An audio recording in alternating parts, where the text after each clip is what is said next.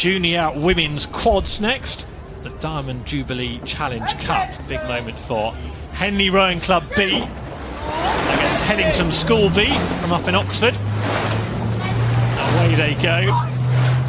They're keeping an eye on the steering of Henley Rowing Club, who are heading out towards Temple Island, and now Headington School darting to midstream. Look at the steering again. Real problem as the wind starts to cut in a little bit. They've both gone way, way, way off to the left. That's the umpire Sarah Winkles warning the Headington B crew to move across.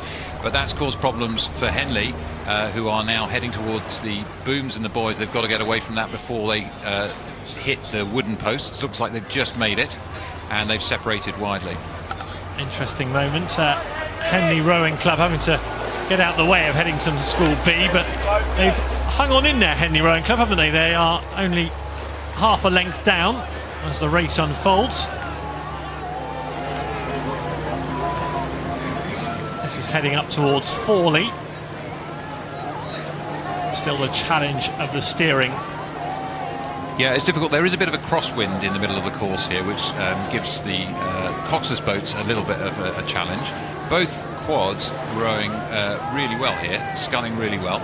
Looks to me like we've still got a challenge, and the umpire is again warning the Headington School crew, steering too close into the centre of the course. They've got to get onto their station, back on their side of the course. Only a subtle re-alteration required this time from Headington School B.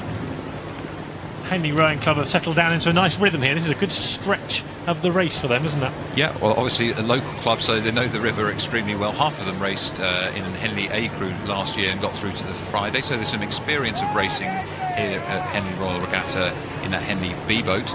And on the Headington School crew, Henley Women's Regatta, all four of them won in the 8 against Lady Emma Hollis School, so some good athletes in both of these boats with some good experience under their belts, and that's proving to be a strong race as we come through the middle of the course step. It's a good match-up. Let's keep an eye on Headington again. This is on the Buck station, heading rather dangerously towards the booms. They might want to just correct their steering, and Henley a moment ago spoken to by the umpire Sarah Winkles, and being spoken to again. Henley definitely on the Headington side of the water here. So it should technically be better, easier to control a quad than a coxless 4. In a quad, each athlete has 2 oars, and that means if you're at the bow, you can squeeze on with one and lighten off with the other and just correct the course with the crew more easily. In a rowing boat with 1 oar each, you have to rely more on the rudder. Every time you turn the rudder, slows the boat a bit. So it should be easier to keep these boats in alignment, and you're seeing them both, in fact, making small corrections to their course when needed. You mentioned the crosswind. The wind has picked up, I think, in the last hour, hasn't it? When I was watching downriver, an hour or so ago, it was very, very still. But I think there's just a little bit more wind around now. A little bit more crosswind makes it more challenging. I was out on the course following some races just before coming in to commentate, and it's not too uncomfortable out there. It's pretty good conditions. This race is proving very strong, as we often get in the junior women's quads events. Really close crews. Not much in it at the moment. And again, we can see that lovely shot from ahead. Not much bounce on the boat. You can see the oars almost looking as though there's 1 oar on either side. So very, very well drilled Headington crew. They produce some fantastic scullers and a really high standard consistently. So Headington School have some work to do against Henley Rowing Club here in the Diamond Jubilee Challenge Cup.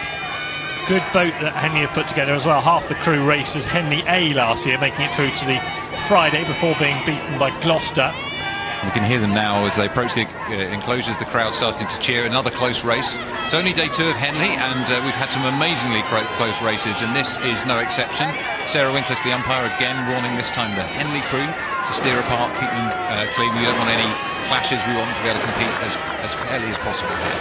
A little less than half a length up. Georgia Edwards in the stroke seat, Claire Pearson, Daisy Butterworth and Lauren Kay. In the bow seat, Lauren Kay for Henley Rowing Club.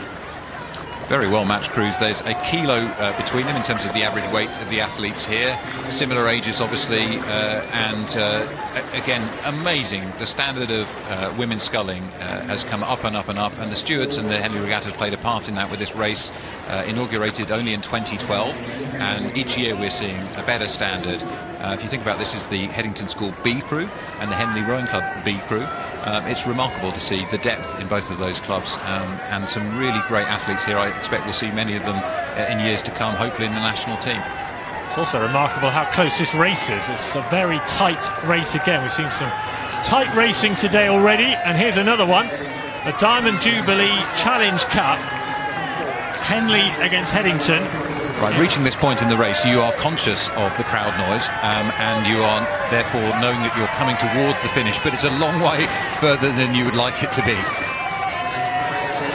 So Henley Rowing Club just over half a length up now in front of Stewards. A few more strokes. Headington are going, they're winding the rate up, they're doing everything they can to get there, coming a little bit close to the booms on this side. They need to correct on that, so it looks like Henley, who have got a better line, are going to be able to take this probably by half a length or so from Headington B. That's exactly what they do, Matt. Henley Rowing Club have taken this Diamond Jubilee Challenge Cup tie up against Headington School B. You can see the exhaustion in both crews there. That was a really, really tough race. Well done to all of the women in that race. Fantastic rowing, really, really competitive stuff, and it could have been either crews right until the end there. So congratulations to both of them.